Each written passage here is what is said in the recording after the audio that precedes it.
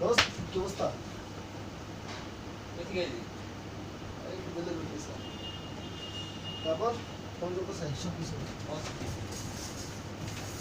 আর বলিস না ভাই, এত ইচ্ছা। আগে বলতে জানিস। তো দোস্ত কি কি চ্যাপ্টার কত একটু? কি চ্যাপ্টার?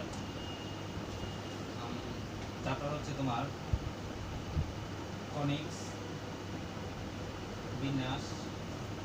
আচ্ছা আমি তোমাকে বই যাই, তুমি বই দাগানো আছে তুমি দেখো। আমার ভাই অঙ্ক করা লাগে। আরে ভাই এটা বই না তো ভাই, মাথা তো নষ্ট হয়ে গেছে অঙ্ক করতে করতে ভাই।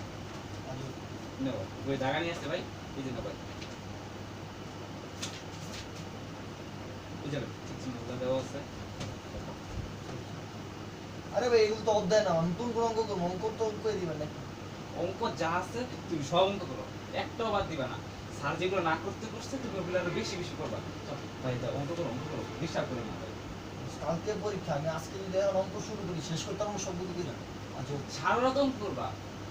ভাই সারা তো অঙ্ক করা সম্ভব, আমার তো ঘুমিয়ে পড়ি। সমস্যা কি, এখন তো সন্ধ্যা 7টা বাজে।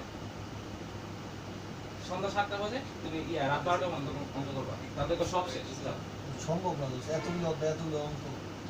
দোস্ত তোর পায়ে যদি অঙ্ক করতে দে, এখন সন্ধ্যা 7টা বাজে, কয়টা মোবাইল কয়টা দেখতে কয়টা বাজে?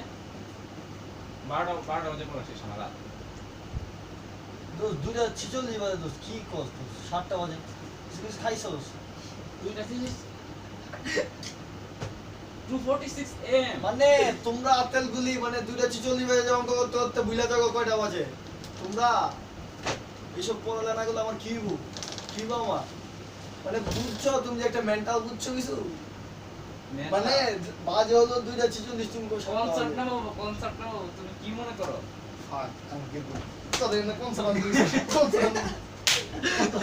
আমি আগে কইছিলাম প্ল্যান করে লাগতো না। ভাই কোন সাটা মু গেনে?